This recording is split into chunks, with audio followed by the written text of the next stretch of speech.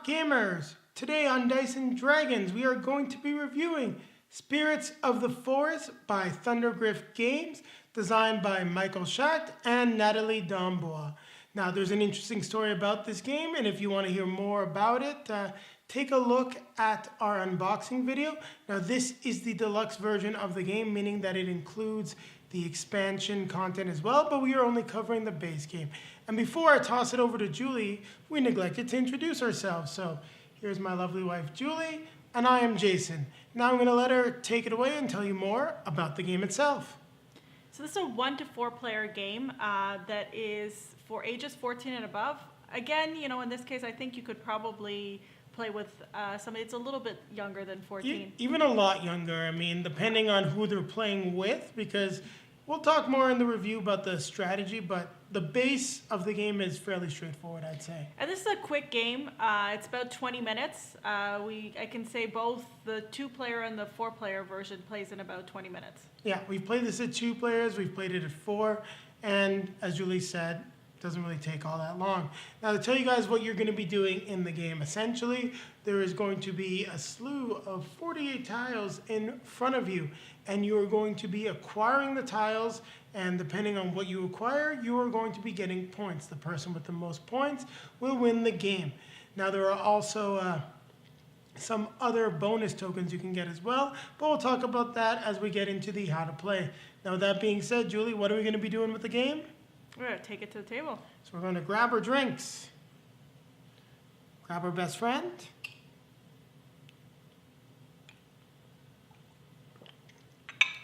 and we're going to show off this beautiful game.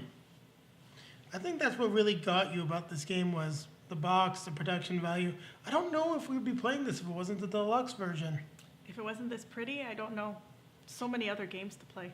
Yes, so many. And she loves pretty things, folks. But she married me. I really don't know how that happened.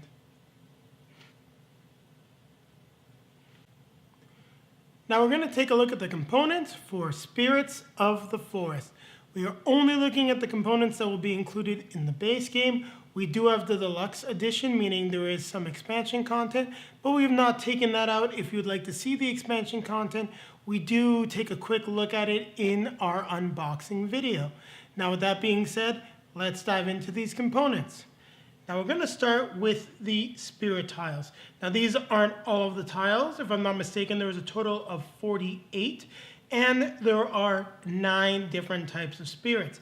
Throughout the game, you're going to be acquiring spirits and power sources. Here is your spirit symbol.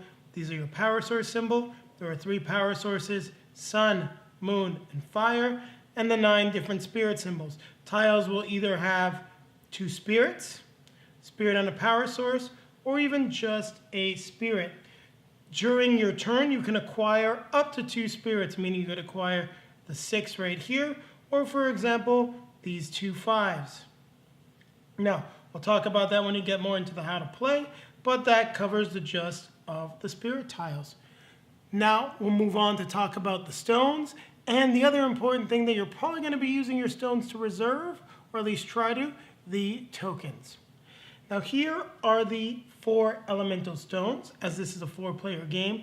Now depending on your player count, you're either going to be using 2 or 3 stones. 3 stones is at 2 players. 2 stones is at 3 or 4 players. And what you can do is you can use your stone to reserve a tile.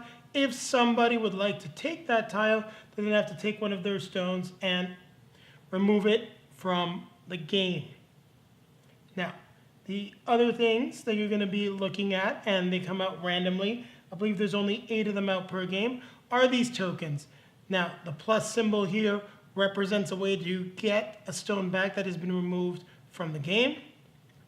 We have symbols that represent the power sources and are a great way to maybe score some extra points, so keep that in mind. Your tokens are hidden while your acquired spirit tiles remain face up on the board. Well, not on the board, on the table. And then here are the other spirit tokens, which can give you, you know, that extra edge by putting you above on the total number of spirits, or even preventing you from losing points. Now we'll take a look at the last 3 components that we have at the table. We've got a nice first player card, a scorecard, and of course, the rule book. Now, of quite simple. This is the score pad. As you can see, there are spaces for you to write names and score the different spirits and the power source. You'll know that there's a spirit type here that we did not take out. That is from the expansion content. That is the air spirit. Now here is the single player scoreboard. I've yet to play the single player variant, but as you can see, score tracking and places to put some tokens. Now let's take a quick look at the rulebook, and then we're going to move on to the setup and how to play. Now the rulebook is in multiple languages. The rules are only 3 pages, very simple, straightforward, and does a very good job of teaching you how to set up and play the game. Oh, and I knocked over the stone. We've done it. We've taken a look at the components. So now what we're going to do is we're going to go for a nice leisurely stroll through the forest. And when we come back, we're going to be taking a look at setting up the game. So keep it right here. Now we're going to set up Spirits of the Forest. And I've just dealt out face down the first 36 tiles. Now the reason for that is I just didn't want to take too much time dealing out the tiles, but I'll show you what you're going to need to do for the game with this stack right here. Now just to make some more room, you're going to need to shuffle all of the tokens that we showed you earlier, and you're only going to need 8 of them. And we're messing around some of the stuff here, messing up the tiles. So we're just going to slide off everything that I don't need until there's only 8 left. So we've got 2, 4, 6, 8. Now, I'll start placing these in a minute. I'm just going to fix this tile so they're all right side up. Now, what you're going to need to do is you're going to need to shuffle your tiles, get them all mixed up. That's what I've did with all the other ones. And then you're going to need to deal them in a row of 12. And I'll make sure we get everything right side up. And then I'll flip over all of the other tiles. And then we'll show you where to place the tokens. And we'll go right into the how to play after that. But as you can see, the game is very easy to set up. Now, I'm going to slide these tokens over. We'll keep them on camera. We'll flip this one over. I'm going to just stack these here as we reveal all of our other tiles. And I will start placing the tokens, as they will not be going on the last 2 tiles. So as you can see, we should get a nice spread of everything, but it is okay if certain tiles that are similar are next to each other. And that is a part of the game. All right, finished revealing it. It's taking a little longer than I planned. Apologies, but I'm getting the hang of it now. All right. Now, with regards to placing the tokens, there is a specific pattern to placing them. I'm sure that if you so choose, you could do a random pattern if you liked. I don't think that would have a drastic impact on the game. And that's just an idea for your own personal variant of the game. Now, what you do is you're going to go straight down in a diagonal. You're going to leave space for 2, and then you're going to start going back up. We will just place these 2, and I'll get our last 2 tiles on the board. And there you have it, guys. We have set up Spirits of the Forest. So I will probably be making an adjustment to the camera just so you can see a little bit more with regards to how to play. So I've got a little bit more room to stack the tiles. So keep it right here as we walk through the forest and continue teaching you guys about the game. I've adjusted the camera, and now we're going to look at how you play Spirits of the Forest. This is just going to be a quick breakdown of the game. We've got our green tiles and our blue tiles here. You'll notice we've got 3 of them. This is a 2-player game. Now, the first player can only take 1 tile. Now, it can be a tile with a single spirit and a power source, or a tile with 2 spirits. And so for the start of the game, we'll start with green. Green is just going to take this first tile, place it here, and then on green's following part of their turn, they're able to place a stone to reserve a tile. And is there anything we want in particular? Well, there's some interesting stuff with the orange. We're going to reserve this orange tile here. Now, once again, if blue would like to acquire this tile, they will have to sacrifice one of their stones and remove it from the game. Now, it's blue's turn, and they're allowed to acquire up to 2 tiles. And despite the fact that green protected the orange, we left an opening. They can acquire these 2 tiles. Now you'll notice that I've just been acquiring tiles from the edges. It's because you can only acquire tiles from the edge of the forest. And as we acquire tiles, the edge changes. So for example, now this is the edge, and this is the edge of the forest. So we'll shift back over to green's turn, and we don't have too many great options, but we are able to get a token at least. We will acquire these 2 tiles. I'll place them right here. So tiles do go stacked up like this in front of you, and it's a plus, which is a good thing, meaning we can potentially sacrifice one of our stones. And I did neglect to place blue's stone, so in retrospect, I'll just back it up here quickly. What blue should have done on their turn would have been to block green, as you don't want that to happen. I'm moving a little quickly because I'm playing 2 people. Then green would have to sacrifice a stone that they have here or in play. So in this example, green will sacrifice their stone, take it off camera. They then remove blue stone, acquire the 2 tiles, but we get the plus. We can spend this token right away and bring our stone back into play. And that is essentially how you're going to be playing the game. You can either acquire a tile with 2 or 1 of each. And then we'll talk about scoring in a minute, but essentially what happens is if you have the most of a spirit, you score. So if you have the most of these 8, let's say you get 5, then you'll definitely score for the orange. And if your opponent has none of the type of spirit, they get -3 points. Now, as we said before, that can be mitigated by, for example, some of these tokens. This is a moon. This is a sun. I wonder if we have any spirit tokens here. Fire.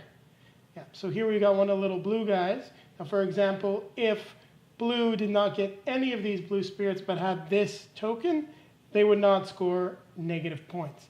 Now, just to give you one last example, we'll go through blue's second turn, and then we'll move on into scoring. Now, that's a good move for blue. They get 2 tiles, and it'd be up to them to place one of their stones. Now, you notice I did not place a stone with green. I am not required to. Placing the stones is optional. It's just a great way to really sort of manipulate the board to make sure your opponents have to make big decisions. And probably the best move for blue as they're trying to rack up all of the orange here would be to go right here. And that's it. There you have it. That's how you play Spirits of the Forest.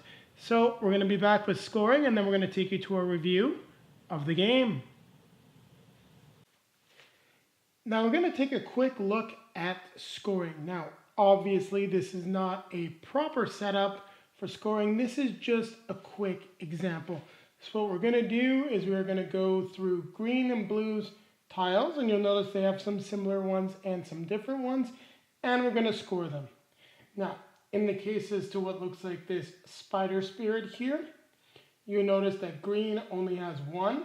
That means they will score 0 points, whereas blue will score 4 points, the number of spirits that they have.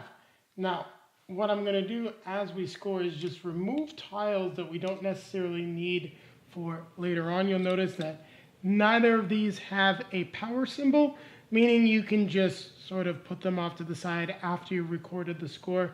They're not coming into play later on. Now, if you take a look at these blue guys, the water spirits, I believe, and you look at blue's water spirit, right now green has 2, blue has 1. However, blue also has the token, and you'll see this is the water spirit token. So in this case of a tie, both players will score 2 points. Now in the case of green, you can discard this token. They're not going to be needing it after it's recorded.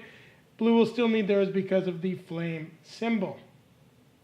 Now, when we look at blue's orange, which I believe is a serpent right here, you'll notice that they have a total of 4.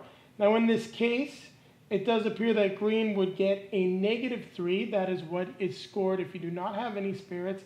However, green does have 1 spirit in terms of a token, meaning that they would not take any negative points in this case. Now, we'll just take these off, as you will not be needing them for the rest of scoring. And we'll just leave this out here to remind us that green would not have taken a negative. Now, in the case of blue right here, as we're looking at the beavers, I believe they do look kind of like beavers. Well, I'm Canadian, I'm going to call them beavers. That works. Green's going to score 2 points, whereas blue would take -3. And then in the case of these nice rabbits, blue scores 2, green gets -3. In the case of the red ones, it's going to be green getting the positive points, whereas blue would get -3. So that's how it works. As long as you have 1 of each type of spirit, you'll never take any negative points. And the player that has the most of 1 type of spirit scores that value of points. No one else gets any points for anything. Now, however, I'm going to take this out of here right now. We do have the power sources. And we'll remove this token. We will reveal blue's last token, which is a sun. And now the way power sources work is you do not score any negatives. So in this case, for example, green has 2 suns, meaning they would score 2 points. Blue has only 1 sun, they would score 0 points, so no negatives. In the case of flame, you'll notice that green has 1 flame to blue's 2. Blue would score 2 points. And as a tie with the moon, each of them would score 1 point. So just to recap how scoring goes, it is the it is the number of spirits you have. If you don't have a spirit of a certain type, you score negative, and it's -3. If you have at least a spirit of every color, then you will not score any negative points at all. And then with regards to power sources, it is the number of power sources that you have, and it's the player with the most power sources that scores. And all ties, both players scores the equal amount of points. And that's how you do scoring in Spirits of the Forest. So now we're going to move on to a review of the game.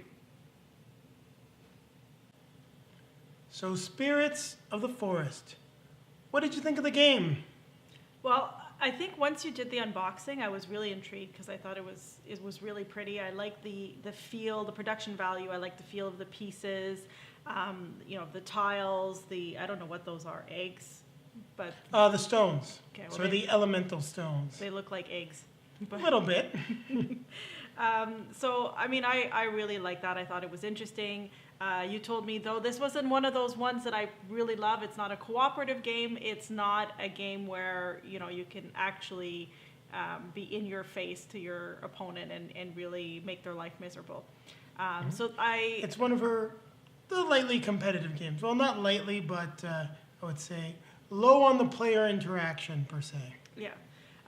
So we played this, as we said in the intro, we played a 4 version and we've played the 2 version.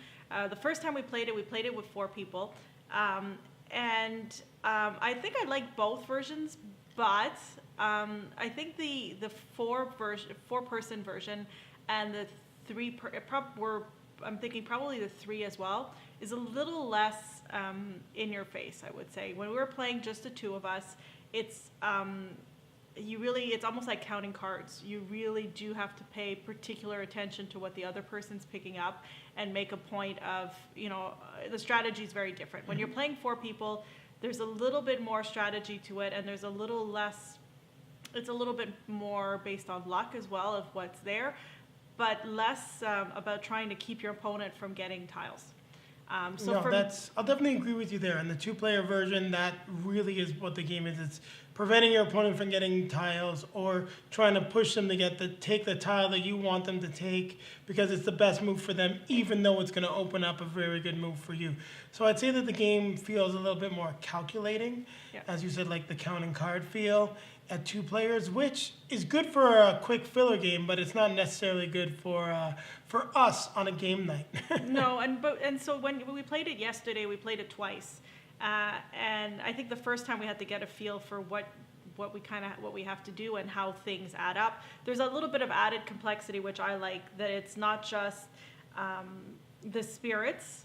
There's So the power symbols there's as the well. power symbols as well. So as you're trying to go for the strategy, you can't just, when you're playing at least a four-player, you can't just consider the spirits. You have to look at the power, and then there's also those tokens that are completely arbitrary that you don't know, Yeah. what somebody has. Well, you don't have all of them in the game, so you're never sure what tokens are on the board. And if you really want to acquire those tokens, acquiring a token can be great, or acquiring the right tile might give you a lot more points in the end. I mean, when we played a four-player game, there's a few times that people were saved by having a spirit because of the tokens that they got. Yep. That's something that we didn't see at all in the two-player version of the game. No, because you couldn't just base yourself on that. Yeah. So I mean, I had more fun with it at four players. I probably would have more fun with it at three as well. The negative I think I talked about was that it felt calculating at two players and antagonistic a little bit when I was playing against you, because I really felt like I was playing against you as opposed to playing my own game. And that's not the type of game I like. That being said, there are lots of people out there that would like that kind of game. It's just not for me. I don't like, antagonizing. No, and I think the other thing about it is it's not just the antagonistic element. I think the calculation part, while it can be very interesting for some people, it does mean that you make one mistake and you're like, that was the game. Yeah, Not which necessarily happened. the game, but it's very close. You open that up and you know that my chances of winning have significantly dropped. Yeah, and I saw it. I knew it when we were playing our game earlier today.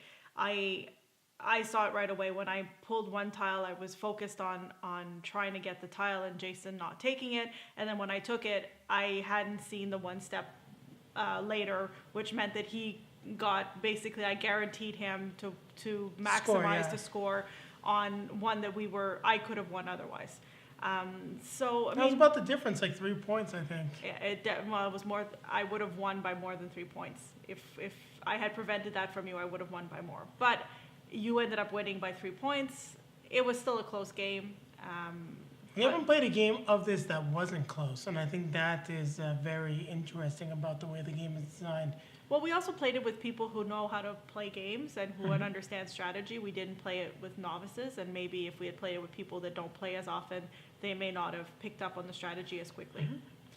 Now, I'll give you guys my thoughts on the game. I gotta say, as Julie said, production value is fantastic. We have the deluxe version of the game. Now, I have not seen the base version. I'm not gonna comment on the base version. Component-wise, we're only talking about the deluxe. It's fantastic, excellent. Probably one of the best produced games that we have in our collection. And I think we both agree on that.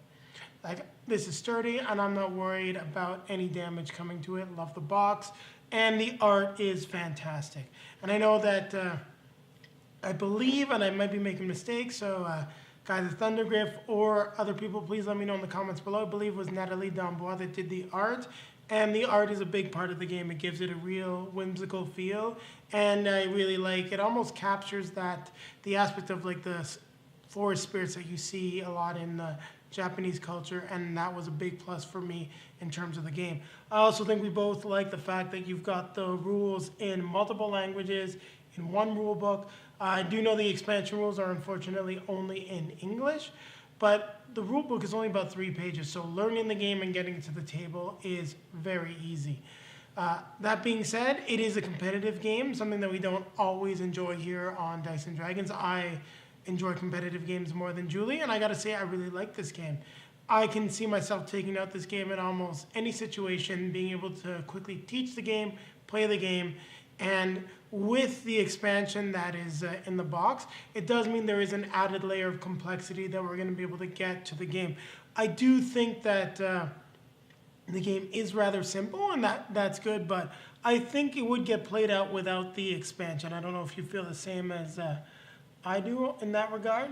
Yeah, I think it's something, a quick game we could play every couple of months with friends and, like you said, be able to teach it quickly. But I don't think this is something we would play repetitively many days in a row. Kind of like, when we were talking about Harry Potter not too long ago, we played that one several nights in a row and weren't getting bored of it. I think this one, we played it yesterday, we played it today.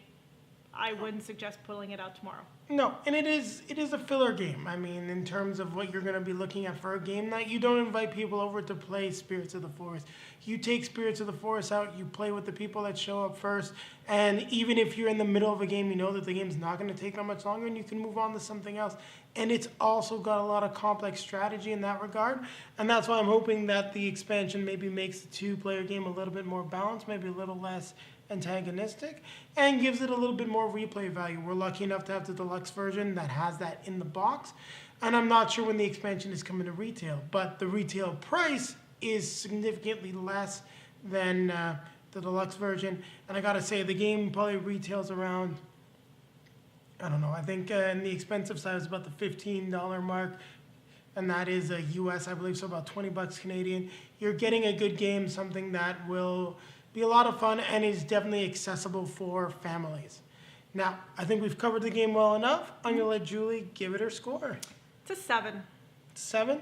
I'm gonna give this one an 8, and as I've dinged games in the past for production value, this one is going up straight because of the production value of the deluxe edition. Now, if you got the retail edition, I'd say I'd probably be more along the lines of Julie with a 7, but this version of the game completely ups it at least 1 point in my book. It's a 7 for me because though it's a pretty game, it was, and the production value is nice. It's not my favorite game and not something I would want to pull out to the table all that often. It's a solid game. It's a good game, and I've given other games lower than this for sure. This one just maybe a little on this basic side for me. No, and that's why we're both hoping that the expansion takes it above the basic level. But that being said, having a game that's basic, fun, and easy to play, especially if you're going to be playing a lot with non-gamers, and we'll do non-gamers in quotation marks there, this is the perfect one to pull out. Now, what can they expect to see soon, Julie? So popping up below, you'll see some video links to other reviews that we've done.